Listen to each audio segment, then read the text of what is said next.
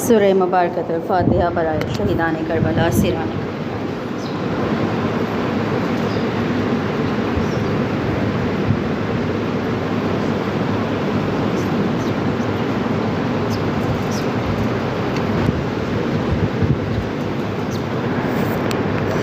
تمام عزاداروں کی صحت و سلامتی کے لیے، تمام عزاداروں کی مشکلات کے لیے، خصوصاً جن کے نام دیے گئے ہیں ان کی مشکلات کے لیے، جو بیمار ہیں ان کی شفا یابی کے لیے، جو ہمارے جوان اپنے رزق روزگار کی وجہ سے پریشان ہیں، بار اللہ ان کے رزق روزگار کے حلال بہترین بابرکت راستوں کی کشادگی کے لیے سب مل کر بآواز بلند 3 مرتبہ صلوات پڑھ دیجیے۔ اللہم صلی علی محمد وآل محمد عجل فرج۔ اللہم صلی علی محمد وآل محمد وعجل فرج۔ اللہم صلی علی محمد وآل محمد عجل۔ خصوصاً جو نام دیے گئے ہیں علی حسن، عالِ حسن، زہیر حسن اور ان کے جتنے بھی دوست اور تمام محبان اہل بیت، وہ جوانان جو اپنے روزگار کی وجہ سے، تعلیمی امتحانات کی وجہ سے پریشان ہیں، سب کو پروردگار عالم بہترین کامیابیاں، بہترین خوشیاں عطا کرے، اور خصوصاً کوثر فاطمہ کے لیے صحت یابی کی دعا پروردگار عالم سید الساجدین جنت کی شفا یابی زمین پہ عطا کرنے والے امام کے صدقے میں شفائے کلی عطا کرے، اور جن جن کے نام آپ لوگوں کے ذہن میں ان سب کو، ان تمام عزاداروں کی صحت و سلامتی کے لیے بار دیگر صلوات۔ صلی علی محمد وآل محمد وعجل۔ اعوذ باللہ من الشیطان اللعین الرجیم، بسم اللہ الرحمن الرحیم، الحمد للہ رب العالمین، الصلاۃ والسلام علی اشرف الانبیاء والمرسلین، خاتم النبیین بالقاسم محمد صلی علی محمد اما بعد، فقد قال اللہ تعالی وتبارک فی کتابہ المجید والفرقان الحمید وقوله الحق، بسم اللہ الرحمن الرحیم، وفوض امری الی اللہ ان اللہ بصیر بالعباد، سلام علی المہدی الذی یملأ الارض عدلا وقسطا کما ملئت الظلما وجورا۔ صلوات پڑھ لیجیے محمد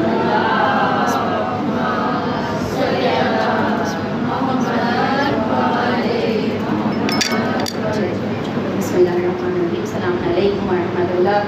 حمد و ثنا پاک پروردگار عالم کے لیے، جو ایسا اول ہے کہ اس سے پہلے کوئی نہیں، جو ایسا آخر ہے کہ اس کے بعد کوئی نہیں، ایسا بہترین قادر ہے کہ تمام قدرتوں پر قدرت رکھنے والا ہے، تمام قادروں پر قادر مطلق ہے۔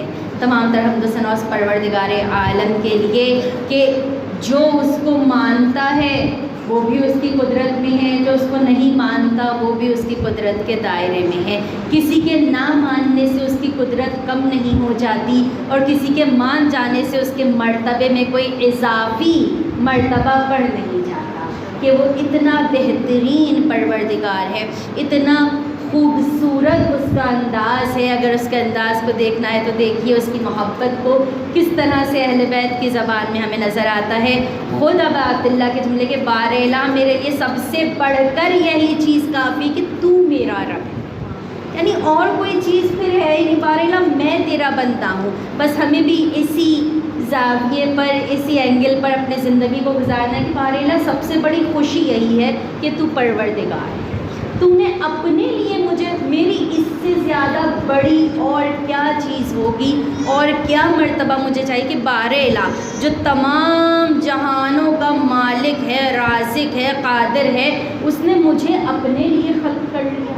اس سے بڑا تو کوئی مرتبہ، کوئی پوسٹ نہیں چاہیے نا۔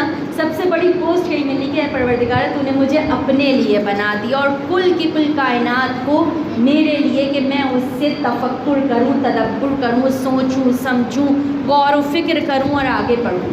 اور اسی کا نام ہوتا ہے آپ کے نفس کا تجزیہ کرنا۔ جب آپ کسی چیز میں غور و فکر کرتے ہیں آپ کو اپنی کوالٹیز نظر آنا شروع ہو جاتی ہیں کہ ہاں میرے اندر یہ خصوصیت ہے، یہ خصوصیت ہے۔ پروردگار عالم نے بھی جب چاہا کہ میں اپنی قدرتوں کو اپنے بندوں تک پہنچاؤں، دکھاؤں، تو پھر اسی نور کا سہارا لیا، اسی نور کو خلق کیا۔ خدا کو سہارے کی ضرورت نہیں، لیکن ہماری تربیت کے لیے راستہ ان انوار کا لیا کہ جو یقیناً خدا کی تمام صفات کے جلوہ گر ہیں۔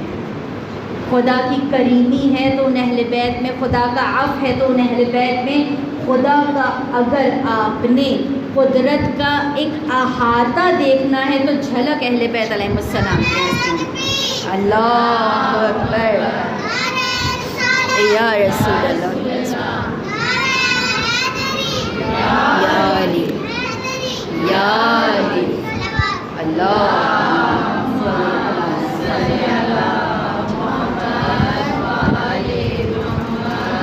یعنی وہ ایسا وحدہ لا شریک ہے کہ اس کے ساتھ کوئی شریک ہو ہی نہیں سکتا۔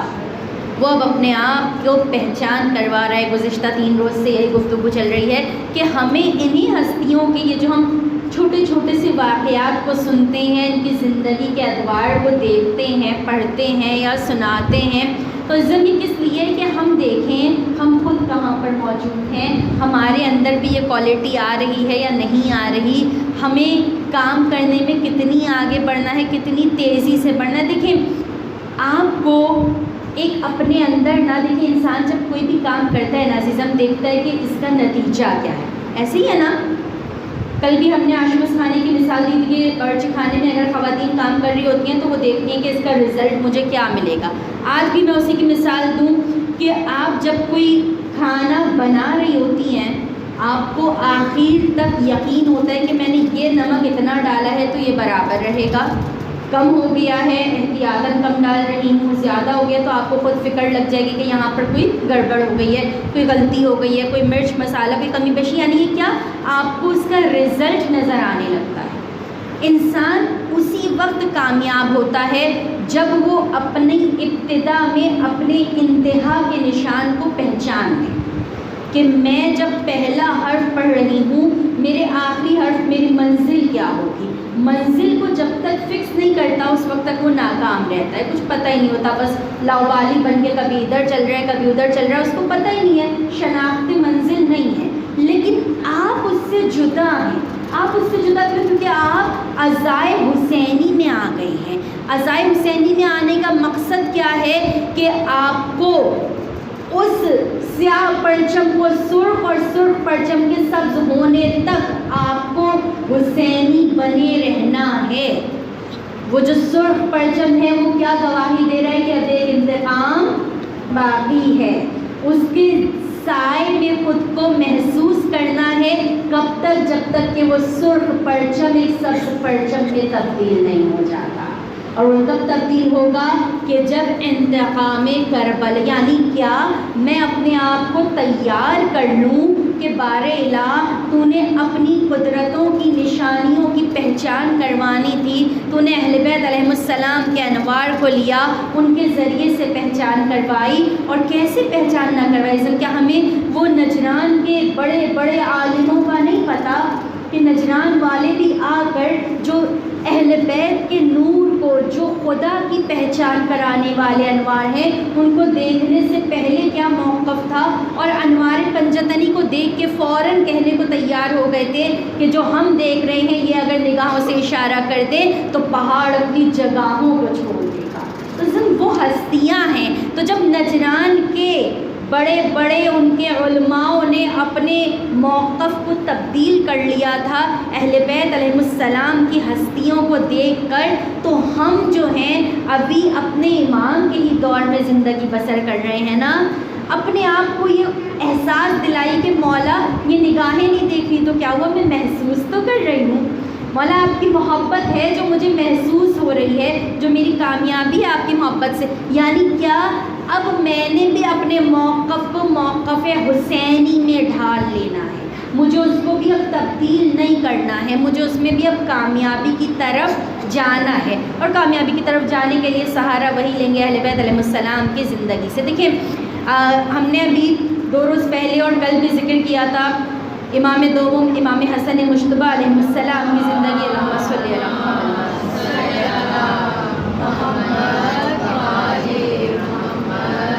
امام معصوم کی زندگی میں ہم نے وہ ادوار بتائے تھے، وہ ادوار بیان کیے تھے جہاں جہاں پر کہیں پر امیر المؤمنین نے اس بات کی نشاندہی کری ہے کہ دیکھو اس کا علم امامت ہے، اس کی اہمیت کو پہچانو.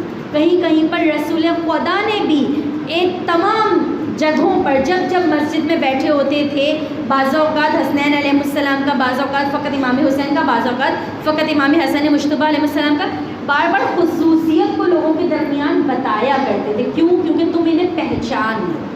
بالکل اسی طرح سے ہم نے ان سوالات کا بہت ہی مختصر سا تذکرہ کیا تھا.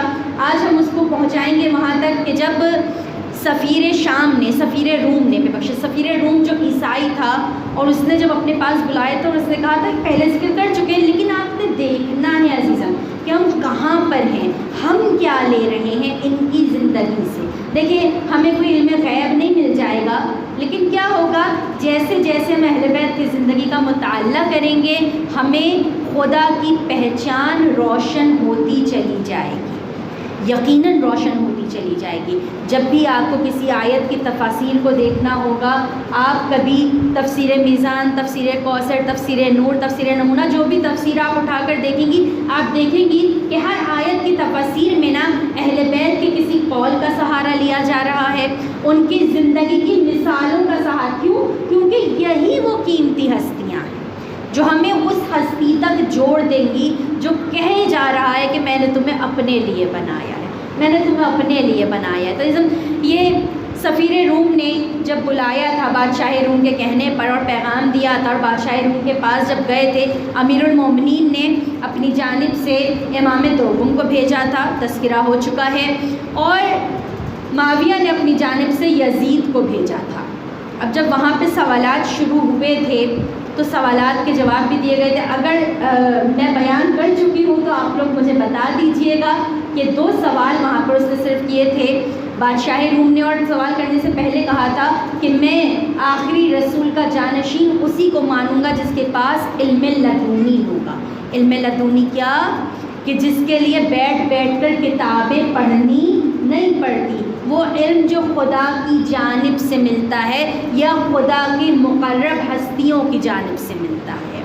اہل بیت علیہ السلام کو تو اول محمد سے لے کر کل کے کل انوار محمدی میں جو بھی علم ملا ہے وہ لعاب دہن رسول خدا سے ملا ہے. ہمیں اور آپ کو پہچاننا ہے نا. امام حسن مجتبیٰ اور معاویہ کی جانب سے یزید جب بادشاہ روم کے سامنے گئے، یزید کے سامنے بادشاہ روم نے کچھ عکس رکھے تھے، کچھ تصاویر رکھی تھیں اور کہا تھا کہ بتاؤ یہ کیا ہے، مجھے بتا دیجیے اگر یہ واقعہ بیان ہو چکا ہے. واقعہ یہ بیان ہوا ہے کہ سوال یہ کیے تھے، کچھ تصاویر دکھا کر پوچھا تھا کہ پہچانوں میں یہ کون کون سے نبی کی تصویر ہے. بہرحال کہتے ہیں کہ بادشاہ روم نے 4 یا 5 عکس دکھائے اور پوچھا کہ بتاؤ یہ کس کی. اب یزید تو نہیں بتا سکتا تھا، یزید کو جب معاویہ بھی دیکھ کر نہیں بتا سکتا تھا، لیکن جیسے ہی امام دوم کے پاس وہ عکس آئے ہیں، امام نے ترتیب سے بتانا شروع کیا. یہ آدم ہیں، یہ نوح ہیں، یہ ابراہیم ہیں، یہ اسماعیل ہیں، یہ شعیب ہیں. جیسے ہی 5 کے 5 عکس جو دکھائے تو ان سب کے نام بتائے. اب جو روم کا بادشاہ تھا وہ مسکرایا، اس کو لگا کہ ہاں انہی سے میں دوسرا سوال، عقل مند تھا، اس نے اب دوسرا سوال یزید کی جانب نہیں بڑھایا، دوسرا سوال بھی امام دوم سے کیا. امام دوم سے کہا کہ ایک سوال اور دے دیجئے جو کہ مجھے معلوم ہے کہ ہر کوئی اس کا جواب نہیں دے سکتا. کہتے ہیں کہ مجھے ان شے کے، ان جانداروں کے نام بتائیے کہ جو بغیر ماں باپ کے دنیا میں آئے. اب یزید بہت ہی تعجب میں پڑ گیا، اس کے تو ذہن میں کچھ آ ہی نہیں رہا تھا. عیسیٰ عیسیٰ عیسیٰ عیسیٰ ابن مریم سنا تھا، لیکن اس پہ بھی آ کے سوال کھڑا ہو گیا تھا کہ وہ بغیر ماں باپ نہیں، فقط بغیر باپ کے تھے. امام نے بتانا شروع کیا. امام نے کہا سب سے پہلے حضرت آدم بغیر ماں باپ، جناب حوا بغیر ماں باپ، پھر تیسرا وہ کوا جس نے قابیل کو طریقہ بتایا تھا کہ اگر کوئی مر جائے تو اسے کیسے دفنانا ہے. آپ دیکھتے ہو خدا سورہ مائدہ کو پڑھیے, سورہ مائدہ کا بیٹھ کے ترجمہ پڑھیے کہ اس میں پروردگار عالم بتا رہا ہے کہ کوے کے ذریعے سے ہم نے بتایا کہ کس طرح سے مردہ کو دفنانا ہے. پھر اس کے بعد یہ تین ہو گئے, جناب آدم, جناب حوا, وہ حوا جس نے قابیل کو دفنانے کا طریقہ بتایا. چوتھا وہ دمبا جو جناب اسماعیل کی جگہ آ کر ذبح ہوا. پھر پانچویں وہ اونٹنی جو کہ جناب سہلے کی اونٹنی تھی جو پہاڑ کی ایک چوٹی سے نکلی تھی, اس کے پیچھے نہ کوئی اس کے ماں باپ تھے نہ کوئی نسل تھی, وہ اونٹنی بجانب پروردگار نکلی تھی پہاڑ کی چوٹی سے. اور پھر کہا کہ وہ عصا جو جناب موسیٰ کا تھا, وہ اژدہا جو جناب موسیٰ کے عصا پھینکنے سے مثل اژدہا بن گیا تھا. اس اژدہے کی بھی کہیں سے کوئی فیملی, کوئی بیک گراؤنڈ نہیں چل رہا تھا, ایک عصا کو پھینکنے سے وہ اژدہا بن گیا تھا. اور پھر بعض علماء بیان کرتے ہیں, کیونکہ اس جملے کی ابھی میری اپنی بھی تحقیق نہیں ہے, لیکن بعض علماء بیان کرتے کہ ابلیس, کیونکہ میں نے کوئی بہت ہی زیادہ یا اساتذہ سے نہیں سنا, اس لیے میں اس کو ابھی چھوڑ دیتی ہوں. بعض علماء نے بیان کیا کہ ابلیس بھی جو ہے وہ ان میں سے تھا جن کے کوئی ماں باپ تھے اجنہ میں سے, لیکن بہرحال اس کے پیچھے آگے کوئی نہیں تھا. یہ وہ تھی. اب امام نے جب اس کے جواب دے دیے بادشاہ روم کے, اب بادشاہ روم مسکرایا, اپنی جگہ سے کھڑا ہوا اور کہتا ہے بلا شبہ یہی رسول کے جانشین ہیں کہ ان کا علم علم لدنی ہے, ان کا علم بجانب پروردگار ہے. ان کو کسی درس گاہ میں بیٹھ کر کسی کتابوں کا سہارا لے کر علم نہیں لینا پڑتا. یہ وہ ہستیاں ہیں کہ جنہوں نے علم لینا نہیں, علم بانٹنا سکھایا ہے. یہ وہ سمندر ہے کہ تم جتنا بھی گناہوں میں غلطہ ہو جاؤ, جب ان میں جا کے اپنے آپ کو غلطہ کر لیتے ہو, ڈبو دیتے ہو, مخلوط کر لیتے ہو, تو یہ تمہیں پاکیزہ کر دیا ہے. اللہ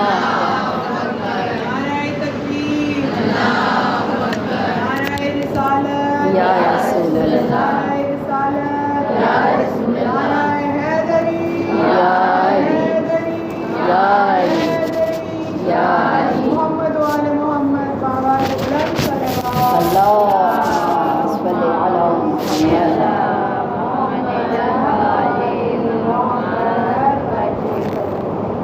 اچھا اہل بیت علیہ السلام کی جب زندگی کو دیکھتے ہیں تو زمین پہ رہنے والے کیا عرش پہ رہنے والے بھی تڑپتے تھے کہ کیا ایسا کر دے جو ان کے قریب رہیں, بہانہ تلاش کیا کرتے تھے.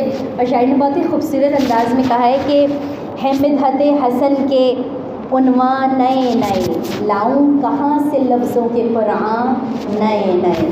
ہے مدحت حسن کے عنوان نئے نئے, لاؤں کہاں سے لفظوں کے قرآن نئے نئے. جھولا جھلاؤں پیار کروں نوکری کروں, یہ زمین پہ رہنے والوں کا شوق نہیں, یہ عرش پہ رہنے والوں کا شوق تھا. جھولا جھلاؤں پیار کروں نوکری کروں, ہے قلب جبرائیل کے ارماں نئے نئے, ہے قلب جبرائیل کے ارماں نئے نئے. اور ان کی سمجھ میں تم ابو طالب نہ آؤ گے. جب دین میں داخل ہونا ہے نا تو بنیاد کو پکڑ کے داخل ہونا ہوگا, بنا بنیاد کے تو ایک عمارت بھی کھڑی نہیں ہو سکتی. ان کی سمجھ میں تم نہیں آؤ گے ابو طالب. وہ لوگ جو ہوئے ہیں مسلمان تو نئے نئے مسلمان ہم نہیں ہیں, ہمیں تو زہرا کی دعا ملی ہے, شہزادی کونین کی دعاؤں سے نہ صرف مسلمان بلکہ محبان ہیں. محبان سے اب ایک درجہ اور اس سال فرش اعضا میں ہم اپنا ایک اور پوسٹ بڑھا لیجئے, عاشق اواب اللہ بن جائیے, عاشق اہل بیت بن جائیے, پھر آپ کو اور کچھ بھی نظر نہیں آئے گا. تاریخ میں جانتے ہیں عاشق اہل بیت کیسے ہوا کرتے تھے. بڑی دل کو تسکین ملتی ہے نا, کوئی گزرتا ہوا کہہ دے کہ یہ مولا کا عاشق جا رہا ہے. علی علی علی علی علی علی یا علی یا علی یا علی مدد ہے. اللہ صلی علی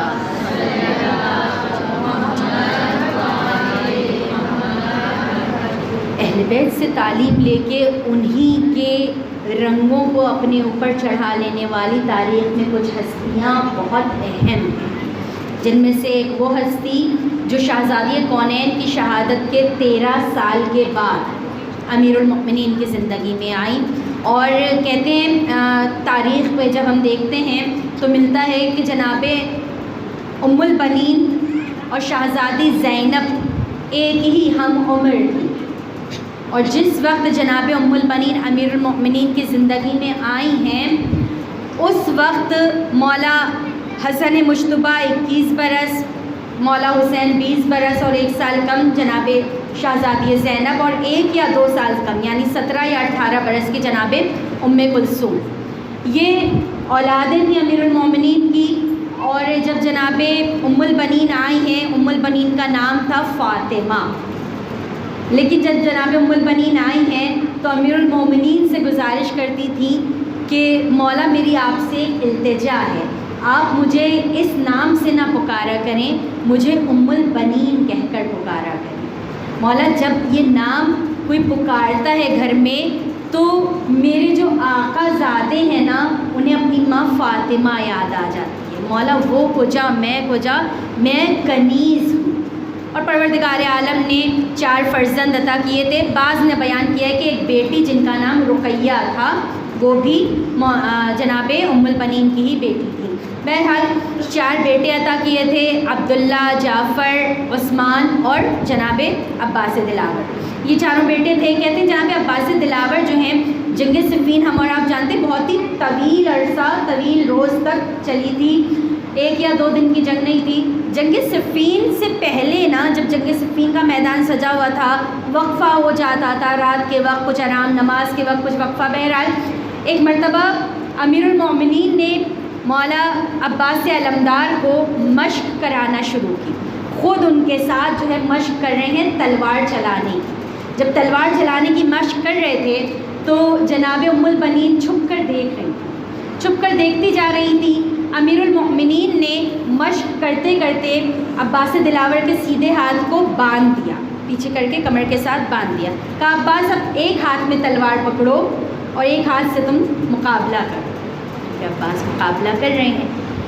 تھوڑی دیر بعد مولا نے دوسرے ہاتھ سے بھی تلوار لی اور دونوں ہاتھوں کو باندھ دیا۔ مادر عباس دیکھ رہی ہیں، دونوں ہاتھوں کو باندھا اور کہا عباس اب بغیر تلوار کے مقابلہ کرو۔ عباس کا سن کتنا ہے؟ 12 یا 13 برس صفین کے زمانے میں۔ ام البنین سے دیکھا نہیں گیا، ایک دم تڑپ کر آئیں اور کہتی ہیں آقا میری جان آپ پر قربان ہو، کیا میرے عباس سے کوئی خطا ہو گئی ہے؟ آقا آپ نے اس کے دونوں ہاتھوں کو باندھ دیا ہے، آپ اس کو مشق بھی کرا رہے ہیں۔ امیر المومنین کہتے ہیں نہیں ام البنین پریشان مت ہو، میں اس کو تیار کر رہا ہوں آنے والی جنگ کے لیے۔ ام البنین مطمئن ہو۔ پھر ایک مرتبہ ام البنین کہتی ہیں کہ میں نے دیکھا کہ امیر المومنین نے اپنے سارے بچوں کو بلایا ہے، سارے بیٹوں کو بلایا ہے اور ان سب بیٹوں کا ہاتھ حسن مجتبیٰ کے ہاتھ میں دیا ہے۔ عبداللہ کو بلایا، جعفر کو بلایا، عثمان کو بلایا، محمد حنفیہ کو بلایا، سب کو بلایا اور ان کے ہاتھ جو ہے وہ حسن مجتبیٰ کے ہاتھ میں دے دیا۔ عباس کو آواز نہیں دی، ماں ہے، مادر عباس ہے، تڑپ گئی، خدمت میں کوئی کمی نہیں چھوڑتی تھی، یہاں تک کہ جس دن رخصت ہو کر آئی تھی حسنین علیہ السلام بیمار تھے، وہ اپنی تمام کاموں کو چھوڑ کے دن رات بیٹھ کے خدمت حسنین کرتی ہیں۔ لیکن کہتی ہیں ایک مرتبہ آتی ہیں، کہتی ہیں امیر المومنین کیا آج پھر میرے عباس سے کوئی خطا ہو گئی ہے؟ مولا آپ نے سب کا ہاتھ جو ہے حسن مجتبیٰ کے ہاتھ میں دے دیا، کیا میرے عباس کا ہاتھ اس قابل نہیں ہے کہ آپ اپنے بعد کے جانشین حسن مجتبیٰ کے ہاتھ میں دے دیں؟ امیر المومنین کا نہیں، عباس کے لیے آقا ایک اور ہے۔ مولا حسین کو آواز دی اور عباس کا ہاتھ مولا حسین کے ہاتھ میں دیا اور کہا ام البنین عباس کے لیے آقا مولا میرا حسین ہے، اے ام البنین عباس نے حسین کا ہی ساتھ دینا ہے، ام البنین عباس نے حسین کا ساتھ آخری دم۔ ام البنین نے نا یہ جملے ایسے سیکھ لیے تھے کہ جیسے ام البنین خود بار بار اپنے بیٹے کو بتاتی جاتی تھی کہ اے میرے لال تم نے آقا حسین کو تنہا نہیں چھوڑنا، اے میرے لال تم نے آقا حسین کا ہمیشہ ساتھ دینا ہے۔ اب عزیزم آپ جانتے ہیں یہ جو ایام چل رہے ہیں نا، یہی وہ روز ہیں کہ جو اہل بیت سے تربیت لینے والی ہستیاں ہیں، آج ہمیں ان ہستیوں کو پرسا دینا ہے۔ کیسے پرسا دینا ہے؟ اہل بیت کا مدینے میں اسیروں کی واپسی کا روز آ رہا ہے، وہ ایام آ رہے ہیں، اور اس وقت وہ میرا صابر امام ایک ایک بیوی کے قریب جاتا ہے اور کہتا ہے کہ چلیے وطن چلنا، چلیے وطن چلنا ہے، کربلا سے مدینے کا راستہ طے کرنا ہے۔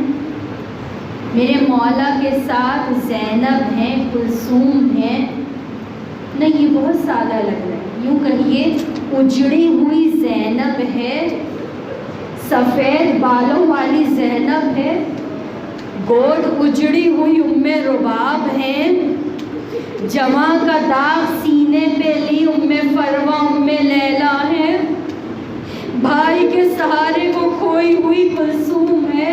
ان تمام اجڑی بیویوں کو لے کر میرا صابر امام، میرا سید سجاد امام مدینے کی جانب جا رہا ہے۔ مجھے نہیں معلوم میرے امام نے کس طرح سے مدینے میں یہ پیغام بھیجا ہوگا، لیکن جیسے ہی مدینے کے قریب پہنچے تھے نا، میرے مولا نے اپنی پھوپھی ام کلثوم کا مرثیہ سنا تھا، شہزادی کلثوم کا مرثیہ تھا، اے مدینے کی زمین ہمارے آنے کو قبول نہ کرنا، اے مدینے کی زمین ہم اجڑ کے آئے ہیں، اے مدینے کی زمین اب ہمارے ساتھ کوئی جمع نہیں۔ ارے ایک مرد ہے جس کی کمر جھک چکی ہے، جو زخموں سے چور چور ہے۔ آزادار میرے مولا نے بشیر کو ایک سیاہ پرچم دیا اور بشیر سے کہا بشیر مدینے کی گلیوں میں جاؤ، ہمارے آنے کی خبر کر دو۔ بشیر نے سیاہ پرچم تھاما ہوا ہے، ہر گلی سے گزرتا چلا جاتا ہے، کہتا ہے اے مدینے والوں، مدینے کے سردار آ گئے، اے مدینے والوں، مدینے کے سردار آ گئے۔ جب بشیر یہ جملہ کہتا جا رہا تھا نا، محلہ بنی ہاشم میں پہنچا، محلہ بنی ہاشم میں پہنچنا تھا، بشیر کیا دیکھتا ہے، ایک ضعیفہ ہے، کمر تھام کے آ رہی ہے۔ بشیر سب جگہ بدانے دے کر مولا کے پاس آ گیا، مولا ایک بہت ضعیفہ ہے جو آپ کے آنے کی خبر سن کے جلدی چلی آ رہی ہے۔ میرے مولا کہتے ہیں بشیر وہ میرے چچا عباس کی ماں ام البنین، جانتے ہیں نا ام البنین کے چاروں بیٹے زمین کربلا پر شہید ہوئے تھے۔ ارے جیسے ہی بشیر نے دیکھا نا، میرا مولا کہتے بشیر ذرا آہستہ سے خبر دینا، ارے اس ماں کی پوری دنیا زمین کربلا پہ اجڑ گئی ہے۔ ارے بشیر نزدیک پہنچا ہے، ام البنین نے کہا اے خبر دینے والے، تو نے ابھی خبر دی ہے مدینے کے سردار آ گئے، اخبرنی عن الحسین، حسین کی خبر دو۔ بشیر کہتا ہے بی بی آپ کا جعفر مارا گیا۔ ام البنین کچھ نہیں کہتی، پھر کہتی ہے اخبرنی عن الحسین، حسین کی خبر دو۔ جعفر، اب یہ بشیر کہتا ہے بی بی آپ کا عبداللہ جوان مارا گیا۔ ام البنین پھر کہتی ہے اخبرنی عن الحسین، بی بی آپ کا عثمان بھی شہید ہوا۔ اب بی بی کو ایک جلال آ جاتا ہے، کہتی ہے اخبرنی مال حسین، لہجہ تلخ ہو گیا، مجھے حسین کی خبر کیوں نہیں دیتے، حسین کی خبر دو۔ بشیر دل میں سوچتا ہے ارے عباس دلاور کی خبر دو گا، یہ ماں کا دل تھوڑا نرم ہو جائے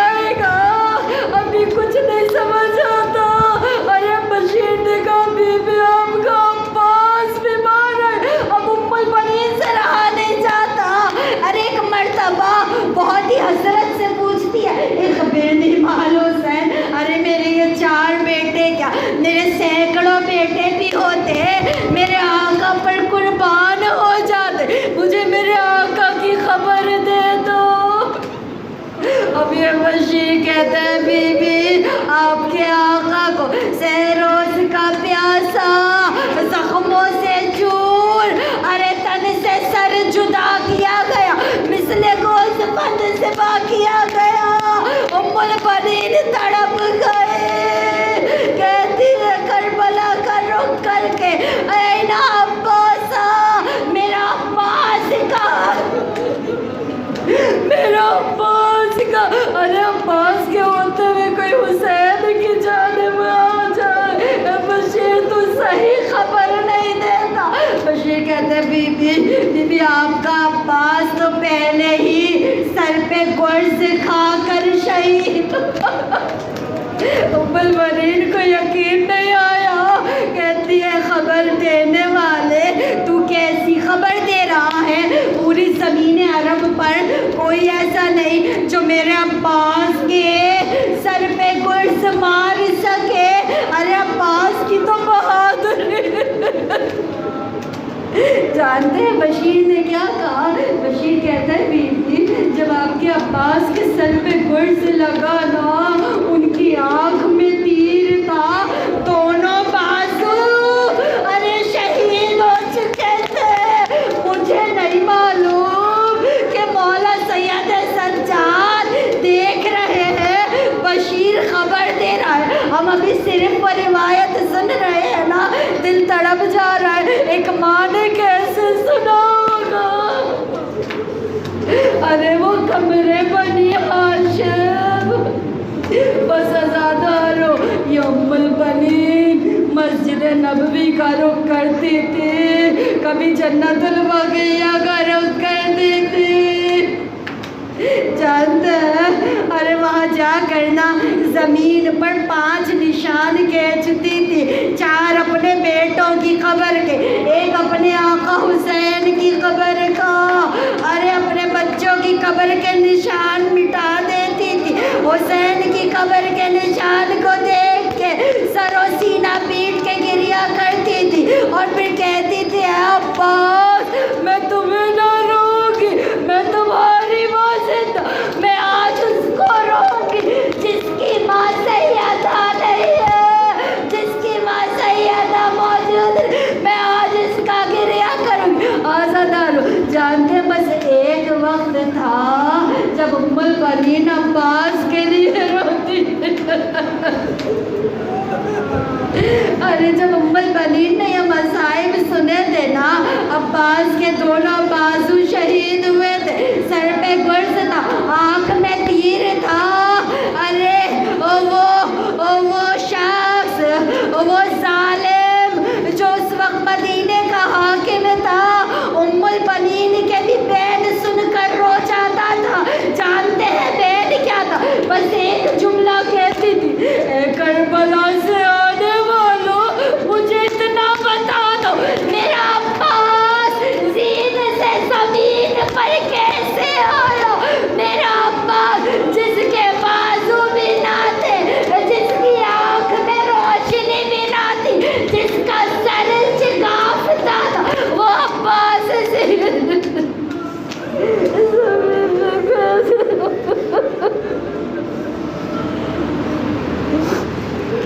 على لعنة الله على القوم وسيعلم الذين ظلموا يوم ينقلبون اے پاک پروردگار تجھے واسطہ ہے محمد وعلی محمد ہماری اس عبادت کو اپنی بارگاہ میں قبول فرما اے پاک پروردگار تجھے واسطہ ہے باب الحوائج غازی عباس علمدار اے غازی عباس علمدار ہم آپ کو آپ کی سکینہ کا واسطہ دیتے ہیں آپ کی غموں سے بھری ماں ام البنین کا واسطہ دیتے ہیں غازی عباس علمدار فرش عزا پر موجود جو عزادار ہیں جو حاضر ہیں جو غائب بارے گا ان تمام کے گناہ کبیرہ گناہ صغیرہ کو معاف فرما سب کی جائز حاجات کو قبول فرما بارے گا دل بہت تنگ ہوتا ہے جلد از جلد تمام عزاداروں کو کربلا محلہ کی زیارت نصیب فرما پاک پروردگارا دشمنان اہل بیت دنیا میں جہاں جہاں جس روپ جس انداز میں جس منافقت میں بارے موجود ان سب کو نیست و نابود کر دے اے پاک پروردگار۔ محبان اہل بیت دنیا میں جہاں جہاں بھی موجود ہیں، جس جس خدمت گزاری میں بارنا، ان سب کی جان و مال، عزت و آبرو کی حفاظت فرما۔ یوسف زہرا اپنی آخری حجت کے ظہور میں تعجیل فرما، ہمیں ایمان کے بہترین اعوان و انصار میں شمار کرو۔ ربنا تقبل منا انک انت السمیع العلیم۔